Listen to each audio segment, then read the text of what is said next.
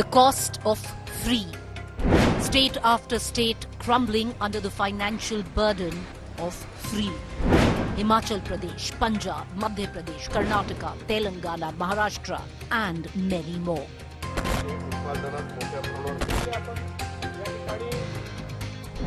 Competitive populism or revelry culture. Pushing states into fiscal instability, debt.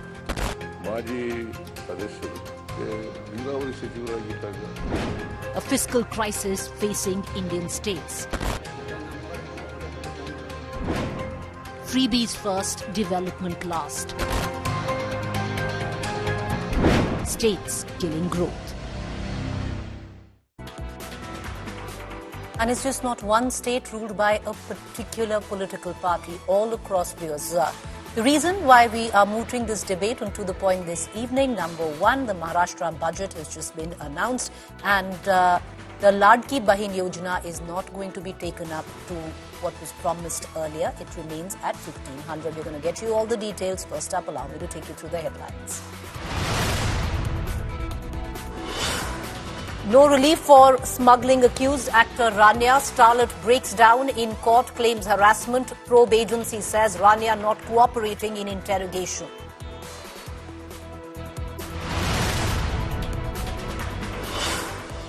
Clashes during Champions Trophy celebrations near Jama Masjid in Madhya Pradesh's Mao. Mob seen vandalizing vehicles and public property. Maha war over Aurangzeb escalates. Maha Chief Minister backs removing Aurangzeb's tomb, says the tomb removal must be legal. Shivaji clan scion joins chorus.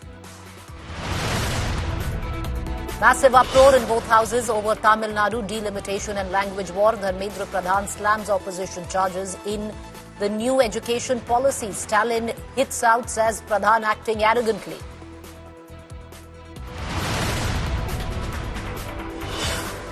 Outrage over fashion show in Jammu and Kashmir during Ramzan. Hardliners agitate over fashion show.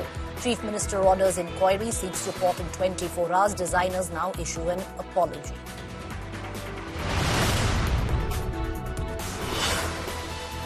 New Canada Prime Minister-elect wants to mend ties with India, says will rebuild relationship with India. Will India-Canada hostilities be a thing of the past?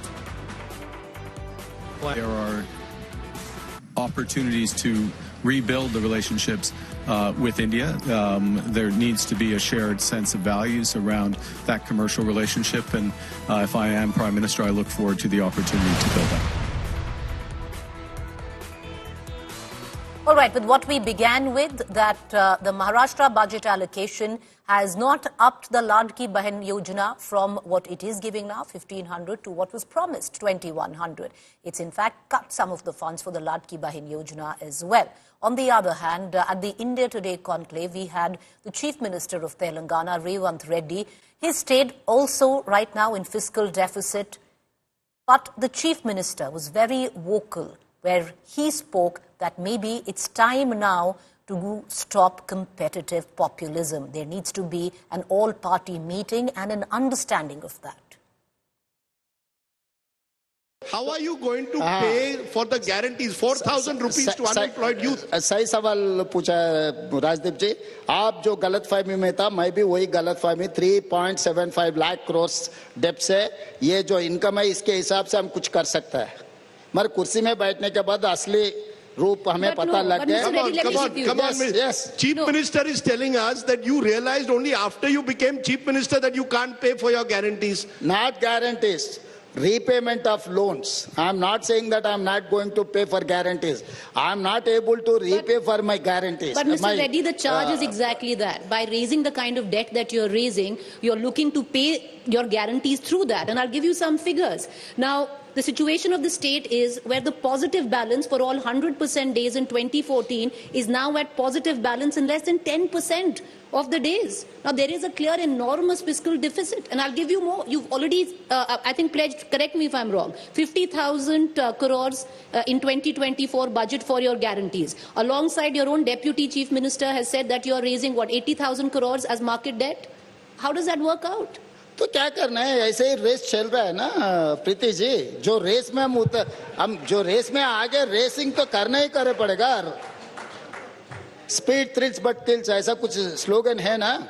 ये तो आप मोदी जी दिल्ली में guarantee दिया हुआ है, तब कोई भी सवाल किया ही नहीं मोदी जी को। मोदी जी आप गारंटी के खिलाफ है, फिर दिल्ली में क्यों गारंटी दे रहा है? आज भी किसानों को 50,000 किसानों को have paid within 3 months 21,000 crores.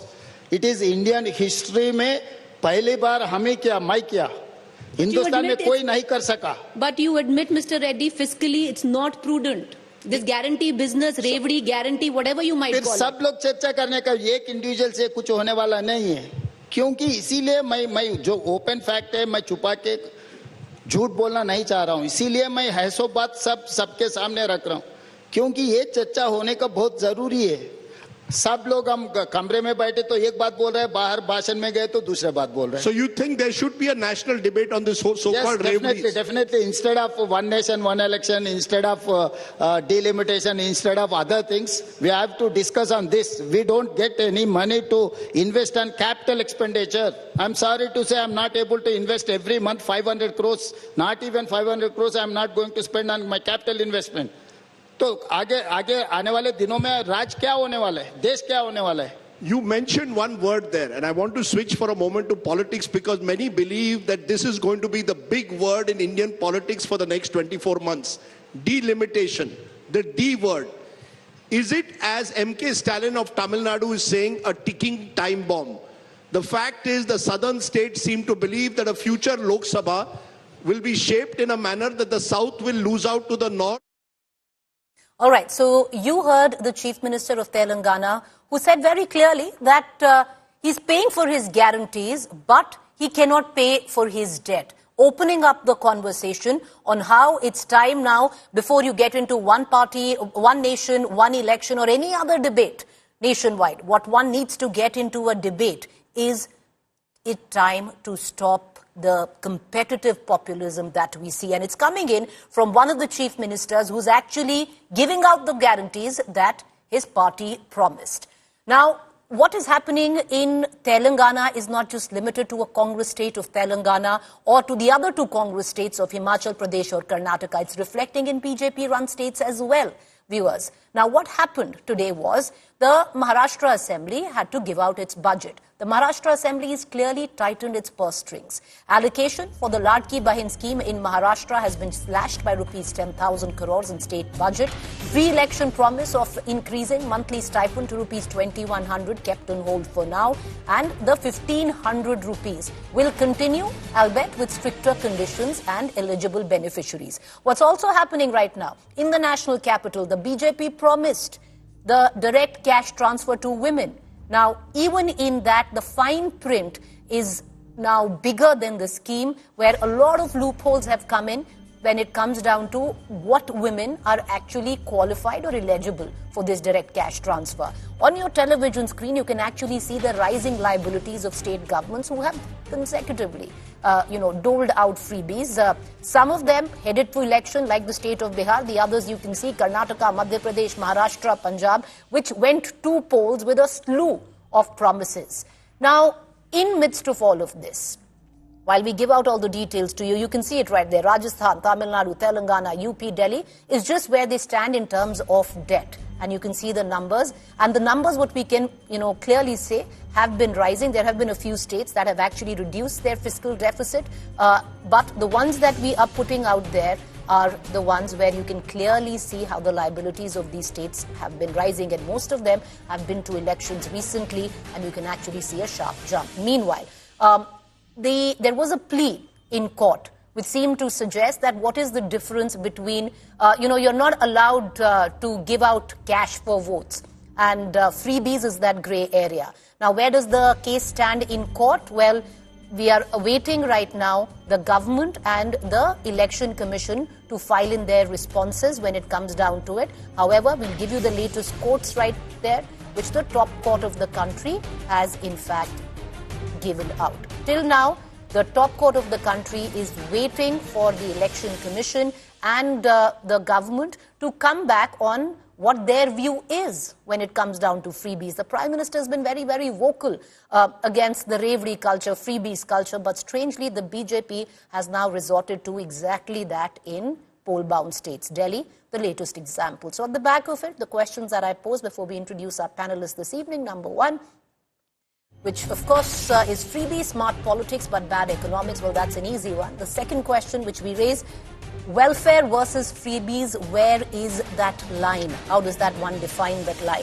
Freebies against free and fair elections, because ultimately if cash for votes is banned, then freebies comes in a very, very grey area. And how long can political parties justify the rising debt for freebies? Has any state successfully been able to move away from the freebie culture while maintaining electoral success? And should there be now a constitutional limit on how much a state can borrow for welfare schemes? Let's take these questions to our guest this evening. Mahima Singh, National Spokesperson, Congress joining us. Dr. Syed Zafar Islam, National Spokesperson, BJP. Ranjat Sethi, political commentator. Ashutosh, author and political analyst. Mahima Singh, the question is, I can play that reaction of Revanth Reddy now, where he's clearly said, and I quote Mahima Singh, that at the back of the guarantees, he's saying, I'm paying for my guarantees, but I can't pay for my debt. Where he also goes on to say that I can't really pay for my capital expenditure. That means development is suffering in the state of Telangana at the cost of the guarantees that you promised. This admittance is coming in from your own Chief Minister, Mahima Singh, who's made it very clear that forget about everything else. What one really needs to discuss, instead of getting into the race of, competitive populism, is how to end it. Jai Hind. Preeti, in fact, I was listening to the whole clip you played of our Honorable Chief Minister of Telangana, Mr. Revanth Reddy, and I think he personified what lies at the center of Congress politics, and that is a value called integrity. And integrity tells welfareism from the freebies. The freebie culture, the competitive populism that the likes of the BJP and the Aam Aadmi Party have pushed this country to is, of course, it's become endemic to our economy today. In fact, I would say it's not wrong to say that Prime Minister Modi has brought our country to a place where developmental economics has taken a backseat, and divisive propaganda is right at the center of it, cutting short our investments and the economic development on the world scale. What we are talking about here is what we call in Hindi saaf goi. Revanth Reddy ji ne badi saaf goi se baat ki, Preeti, and I would say that it takes courage and it takes only a congressman to speak with that clarity and transparency as Mr. Revanth Reddy did. So yes, we are accepting and admitting the problem. You would remember Mr. Kharge had addressed the government of Karnataka earlier, few months ago, and talked about this and had urged them to find a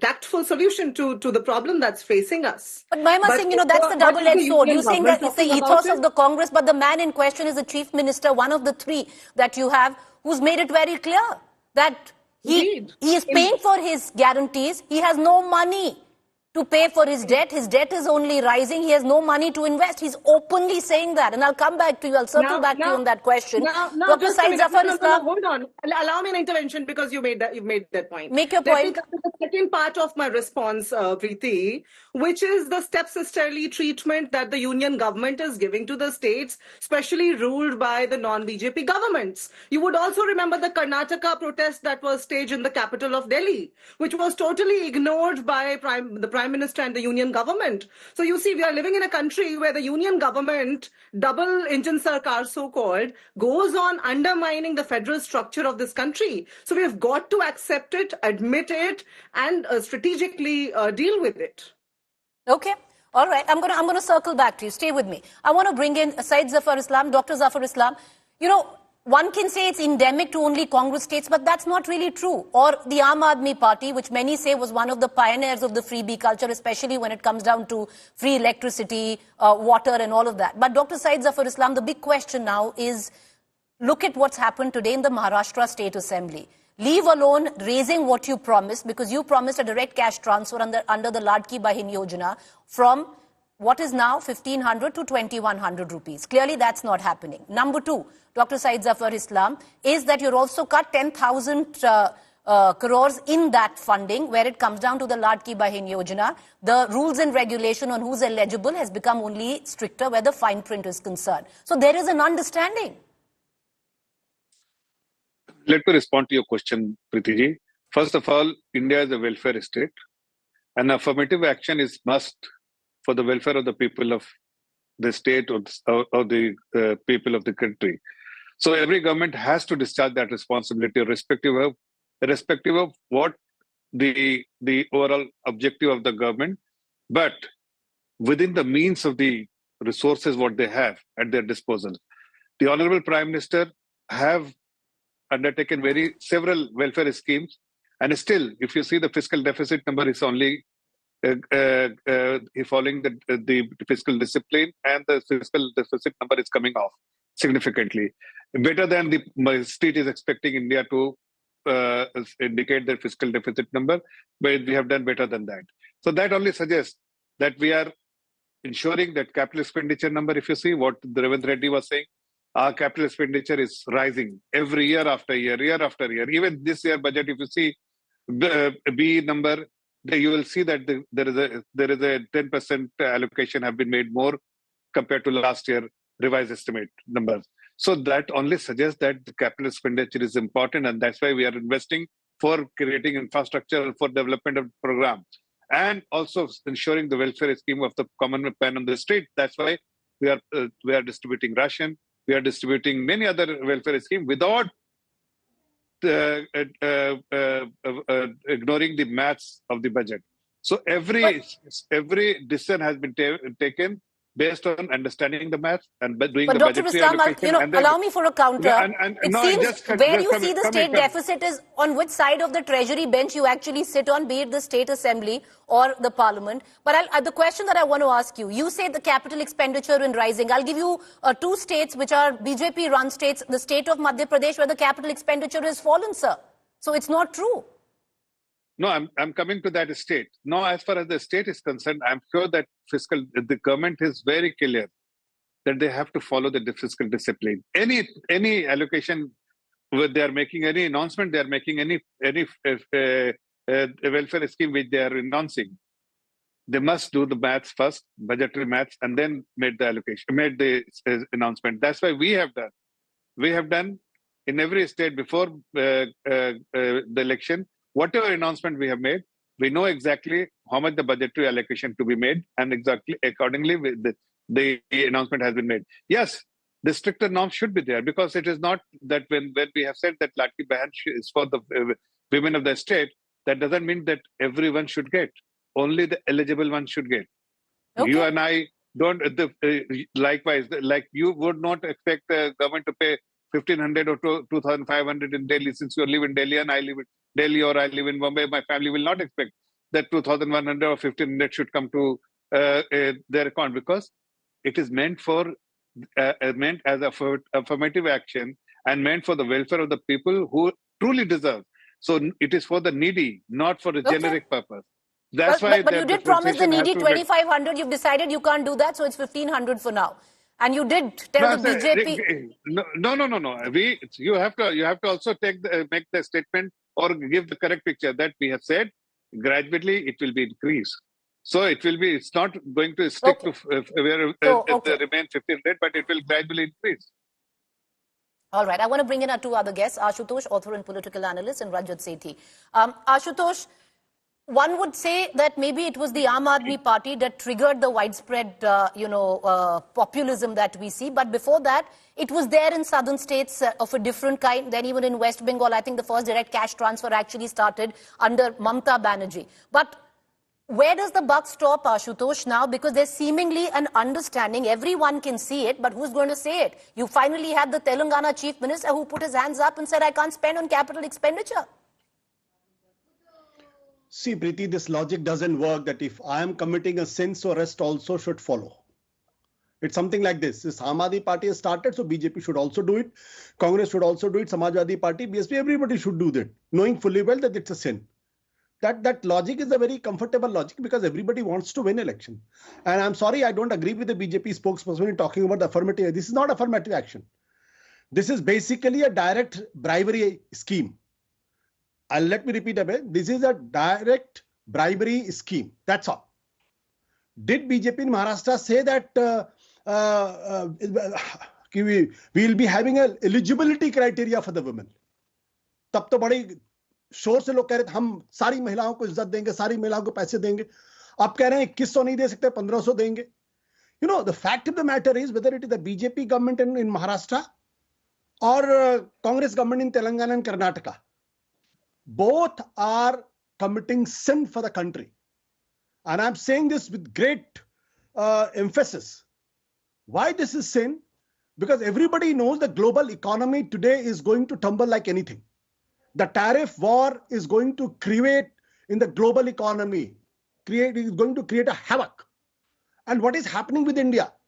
Right now when I'm talking to you, the net FDI in 2024-25 has come down to $14.5 billion, which is 12-year low.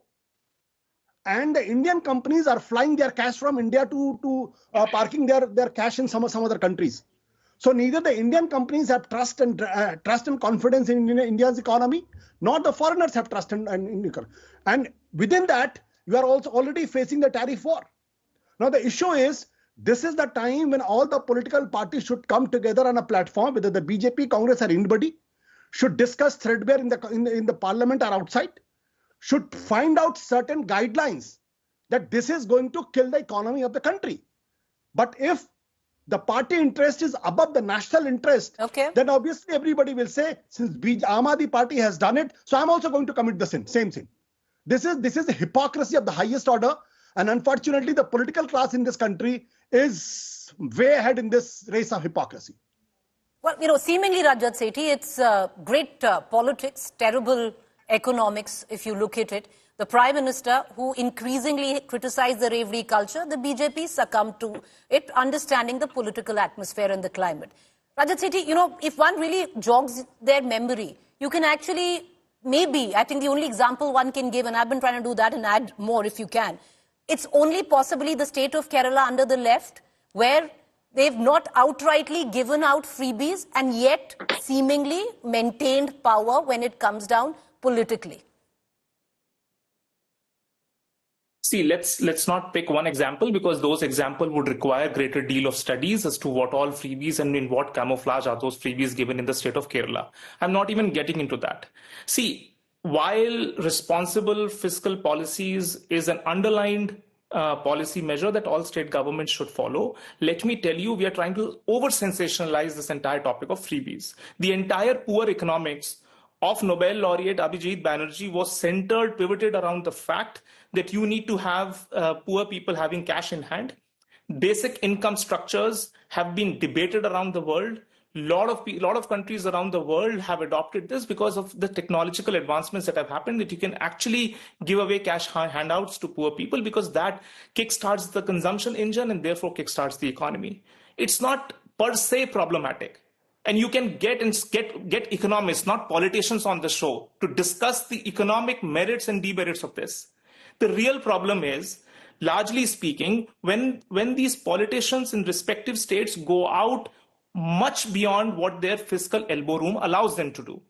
See, there is good economics at the center, and successive central governments have ensured that the FRBM is respected to a great extent. Wherever they have to go past the FRBM limits, they need to go out and announce in the parliament. They need to tell them that, see, our fiscal deficit numbers are going to go, and these are the XYZ extraordinary reasons. And then in every budget speech, there is a glide path to say that we have to meet the fiscal prudence. The real problem is that there is no state capacity in the state level. There are no good economists, no good policy wonks working at respective state levels. They go out and promise things which they can't even finance.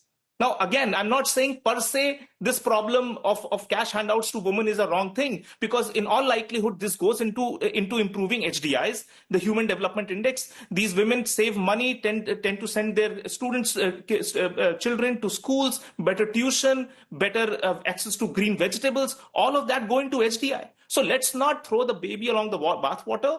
We need to understand where the real problem is coming. The real problem is how do you balance capital investment with revenue investment and look at the whole picture from a much more economist perspective. Do not get politicians come in and speak on topics which they don't understand. Today it is a political debate because with what happened in the Maharashtra Assembly, and I agree with you, it's an economic debate. I agree with you in that aspect that it needs to be debated economically, but whoever has debated economically clearly understands that this is going nowhere. Because what you spoke of right now, and I have it, there are only 2 states, Rajat Sethi, that have actually reduced their fiscal deficit, Gujarat and West Bengal. Other than that, be it a BJP-run state or a Congress-run state or any other political, outfit, be it the Aam Aadmi Party, all states have only increased their fiscal deficit. No, fair enough. Again, I'm saying that if a state like Gujarat, which is able to attract investments, has that fiscal elbow room to further refine, if all the other needs of Human Development Index have been met, they can as well reach to those state fiscal responsibility metrics rather sooner. These states are going to stand out because they won't be bankrupt. Half the other Indian states are bankrupt. And on that bankruptcy, on top of the bankruptcy, you cannot come out with irresponsible doles. That is the clear message. Ashutosh wanted to come in for a rebuttal quick there, and I go back to Mahima Singh. The entire state of India in the same brush. All right, Ashutosh, you wanted to come in quickly, and then I go across back to Mahima Singh and Dr. Zafar Islam. See, Preeti, I think we are not willing to face the real issue.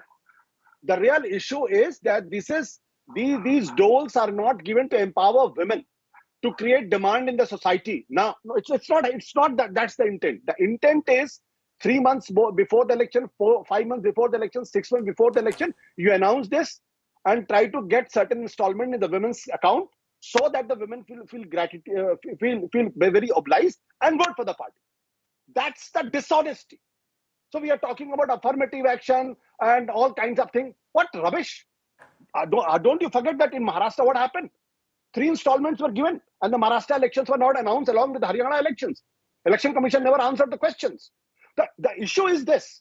So what is the intent? I understand that and this demand business, India is facing for the last 6-7 years. After demonetization, the demand has never gone up. It has never gone up. And that's the basic problem. Manufacturing sector is going down every year and every quarter.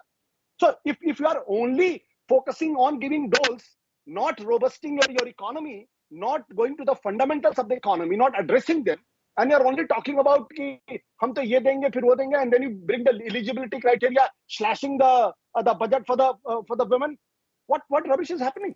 So first of all, please address the fundamentals of the economy, and the country is facing a grave crisis, and this government has failed to do that. Okay, Mahima Singh. The competitive populism that we spoke of. Aam Aadmi Party in Delhi declares direct cash transfer to women. The Congress ups it to 25. The BJP feels the heat, announces a similar package. Now you're going into Bihar, and I'm sure exactly the guarantee scheme is going to be the same playbook. Correct, ma'am? Let me give you an example, Preeti. You remember how the Congress was governing the state of Rajasthan. And you would also remember we were giving cylinders worth 500 rupees each to every citizen of Rajasthan. Comes the BJP announcing a scheme, 450 rupees per cylinder. And when they form the government, they announce it's only for Ujjwala Labharthis. It's not for everybody. That is welfareism versus freebies. Now, somebody was saying before me that politicians should not talk about economics. Well, let me just say, if you're looking at economics in isolation of politics, I think that's the most frivolous mistake somebody analyzing politics could be making.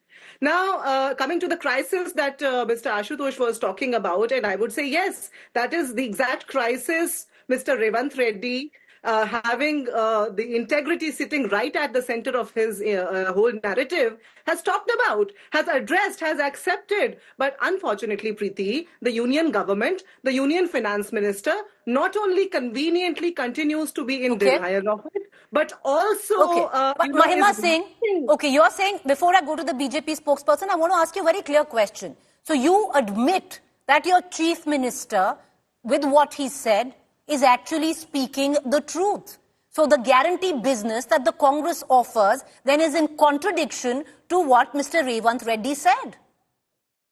Not at all. And why would I say at all that what he said because is what he either says, untrue what or he said, ma'am, let incorrect? me No. tell, we have a smaller, I have a smaller clip of the same. Hear that out, and I'll come back to you. We're going to just play that. All right, we're going to play that in just... Carefully. I mean... Go ahead and make your point, ma'am. Yeah, so when you played the entire clip initially, and before that also, of course, we heard his entire narrative in your conclave, but we also saw his tweets about his meeting the Prime Minister and the Jal Shakti Minister and the other ministers, urging them that please, act in favor of Telangana and other states and the federal structure of this country. He's talked to them about schemes, but let's see how the union government will take it up. Okay, What we are let's listen into what Revanth Reddy said, and I'll go back to the... Allow me to just complete. What we are saying hold here... that thought, I'll come back to you. Let's listen into Revanth Reddy once again. How are you going to pay for the guarantees? 4,000 rupees to unemployed youth. सही सवाल पूछा राजदीप जी. आप जो गलतफहमी में था, मैं भी वही गलतफहमी 3.75 लाख करोड़ डेब्ट से ये जो इनकम है इसके हिसाब से हम कुछ कर सकता है. मगर कुर्सी में बैठने के बाद असली रूप हमें पता लग गया. Come on, yes. Chief Minister is telling us that you realized only after you became Chief Minister that you can't pay for your guarantees. Not guarantees. Repayment of loans. I am not saying that I am not going to pay for guarantees. I am not able to repay for my guarantees. All right, Mahima is saying he's not able to repay for his guarantees. That's what he said. He is not able to repay the debts. That is exactly what he said, as he illustrates further what he meant. Which and let me just funds the guarantees? Hold on, Preeti. Allow me to complete. Make your point. You see, it takes a congressman, I will repeat it with great sense of humility and pride at the same time. It takes a congressman to accept and address the crises that's facing our country. Tell me one prime minister of the... Ma'am, exactly, that's the exact question I asked you. You understand and accept there is a crisis that is facing the country, yes or no? The country, and he's urging that we go for an all-party meet. We are. I'm glad the Congress accepts there's a crisis despite doling out guarantees. And Dr. Syed Zafar Islam, I know you're laughing, but ultimately it's the same thing where the BJP comes into question. Look what's happening in Maharashtra. Look how the fine print in Delhi is being changed as we speak when it comes down to the direct cash transfer to women. Unfortunately, allow him, please allow him. Syed Zafar Islam.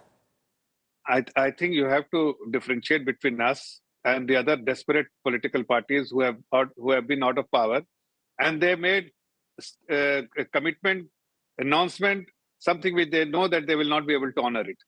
Take the case of Himachal Pradesh. Please allow him to speak. Take the case of Himachal Pradesh. They made tall promises, but they failed to deliver it. Likewise, in Telangana, the Chief Minister himself is admitting that he made tall promises. He is not able to. He didn't even study the budget and the fiscal condition of the state, because he said that I didn't know that how much loan the state. Sir, I can give you 3 examples of your own run state: Madhya Pradesh, Maharashtra. Let me just complete. No, what you are talking about, Maharashtra? Maharashtra made a statement. They made a statement that we will honor this commitment, but of course not. It's then for why everyone. Criticize the Aam Aadmi Party for its promises in Punjab? They also said we will honor our promise. So I'm not saying, I didn't say even once Aam Aadmi Party, or for that matter Congress Party, or that matter any other party which has making announcement, making this kind of promises. They must study the fiscal situation of the state, and only then, like the Chief Minister is making the statement that he didn't know how much loan to be serviced. And only when he became the Chief Minister, he realized that he has to service a debt of 3.75 lakh crore. So you might want to think that you're different, but when it comes down to the paper and we take away which state is run by which political outfit, it all looks the same. And I'd be very honest, Saver too, and I gave you the example of Gujarat. Final comments, Rajat Sethi, you've been wanting to come in, and then I'll go across to Ashutosh. Rajat Sethi first. This is why this was the real reason I said at least have economically aware politicians. You cannot have a politician who stands up and say that, oh, I faked because I didn't have the right information before 5 crore people of the state of Telangana. That is criminal, okay? Now, that is point number one. The other point that you are trying to make is, ma'am, please allow me to speak. You need to have people who are held responsible. These politicians cannot go out recklessly throwing freebies at the voters. That is where the real problem is. In 2019 and in 2024, in 2019, we heard from Rahul Gandhi that 72,000 rupees will be given every household. Now, that is gigantic amount of money, and any reporter who used to ask him or anybody around him as to how are you going to finance 72,000 rupees annually? And he had no answer. Even in this current election in 2024, he said that this khatakhat rupees, 7 or 8,000 or 11,000 rupees to every single individual who's unemployed. I mean, how on earth are you trying to come out with that promise? Therefore, in every run-up to the election, there should be a balance sheet that should be provided by the political parties as to how they are going to balance both the sides of the balance sheet when they are making some promises. At least then they will know that, okay. The double speak has been both sides of the divide. You're right with what Rahul Gandhi said, but on the other hand, you have the Prime Minister as well, who outrightly criticized the Revdi culture, and now the BJP is doing exactly the same. The enormity might be different in terms of the promises, but the intent is exactly the same. It's plain double speak. Doctors, Ashutosh, quick comments? Allow me closing comments. I just want to bring out Mr. Narendra Modi's statement given on 16 July 2022 in Jalaun. And it's very interesting. What did he say? He said the Revdi culture would take the new India towards darkness. It's very dangerous. There are some governments which are indulging in Revdi culture to secure votes. So what I was saying is, probably I was inspired by the Prime Minister himself. So I fail to understand if BJP government promises 2,100 rupees to women in Maharashtra, that is a welfare scheme. If promises in Delhi 2,500, it's a welfare scheme. But if Aam Aadmi Party does the 1,000 in Punjab, that's Revdi. If Revanth Reddy promises some rupees to women in Telangana, that is Revdi. So the issue is, let's be honest about it. Okay. If the Prime Minister knew, if Prime Minister knew that this Revdi culture will take country to the dark ages, then why let his own party do the same thing? All right. 20 seconds, Mahima Singh, and 20 seconds, Mr. Islam. Mahima Singh, 20 seconds, ma'am. Go. Closing comments. Want to cite a small example, Preeti.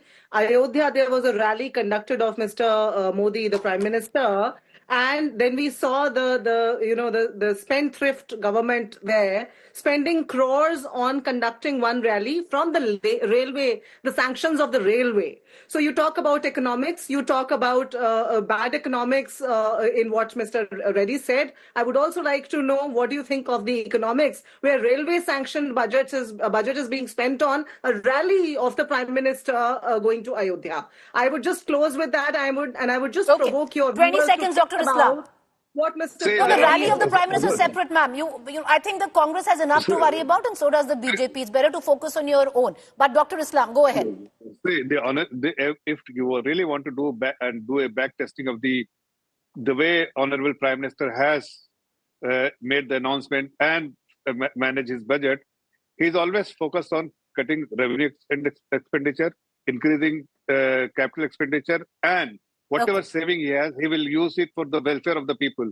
This is what he has done. That's why, if you see the fiscal prudence, fiscal deficit is coming off, capital expenditure is going up, and all the other. All right. With that, I need to close the bulletin. What we did was a political debate, because there's been enough political commentary, and there needs to be a larger economic debate, which has happened, and ultimately underlying only one fact, that we don't really have to look far. We saw with what went down in Sri Lanka. We really need to figure out what's going on in various states across the country, and that cuts across party lines. Well, the budget session has resumed again, and what's promised is what it was the first time around, or even the winter session, as stormy as possible. With the second leg of the budget session kicking off today, the language war between the centre and the Stalin government only reignited. The opposition's voter fraud claim also loomed over the parliament. Union Education Minister Dharmendra Pradhan hit out at the Tamil Nadu government over their refusal to implement the NEP, the National Education Policy's three-language policy, calling the DMK uncivilized and undemocratic. Pradhan claims DMK government is toying with the future of Tamil Nadu students. Massive uproar erupted in the House, with the opposition MP staging a walkout demanding a discussion on NEP, delimitation, Manipur issues and others. Tamil Nadu Chief Minister M.K. Stalin also hit back at the Education Minister. Later. They are not committed to Tamil Nadu students. They are ruining the future of Tamil Nadu students. Their only job is to raise language passion. They are doing politics. They are doing mischief. This is unfortunate in the federal state. They can't put allegations against government of India. They are misleading nation. They are doing injustice. They are doing injustice to students of Tamil Nadu. They are ruining the future of Tamil Nadu students. They are not doing justice. They are undemocratic, uncivilized. They are devouring the right of Tamil Nadu students to have a pan-Indian education model. Very pained and hurt that the minister, in his reply in Parliament today, has called the members of Parliament, the Tamil Nadu government and the people of Tamil Nadu uncivilized. The minister from Tamil Nadu also was there in the delegation, and we had clearly said that we have issues with the NEP. We cannot accept it in full because three-language policy is not acceptable to Tamil Nadu. Okay. And, sir, the truth is, the CM of Tamil Nadu has written to the minister and the Prime Minister saying that we have issues with the NEP, it cannot be accepted in total. My colleague Rahul Gautam, who covers the Parliament, is joining us today. Rahul, the second session of the budget session today kicked off, and understandably, as predicted, to stormy scenes where the education policy held fray where day one was concerned. But, Rahul, it's the coming days that will be very big, with a face-off where the opposition and the state government is concerned, and one of the key contentions will be the Waqf bill.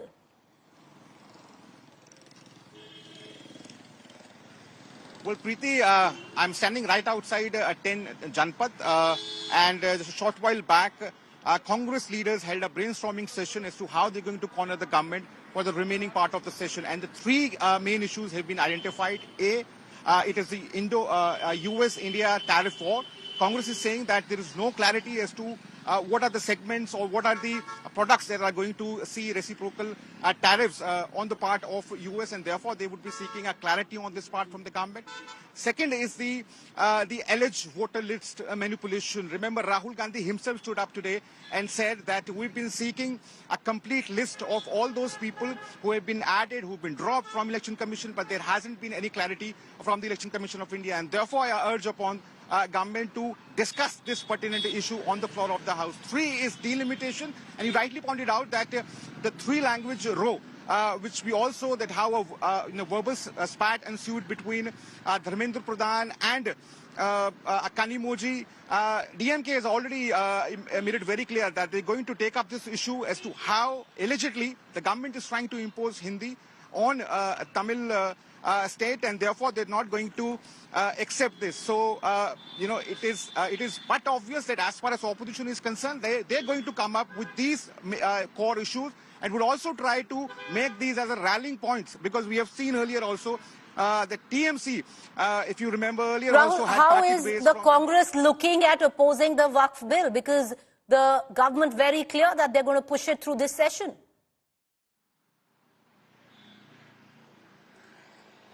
With Pramod Tiwari, who's the deputy leader of Rajya Sabha, he just came and briefed media, and we asked him as to what is the strategy, pertaining to the Waqf bill, to which he said that the bill has not been listed. However, we have already given a dissent note to the Waqf committee JPC chairperson that all these issues, all the concerns were not heard by the government. So therefore, if the government is going to bring in or introduce Waqf bill, Congress is all set to oppose it, and they're also trying to get other parties as well.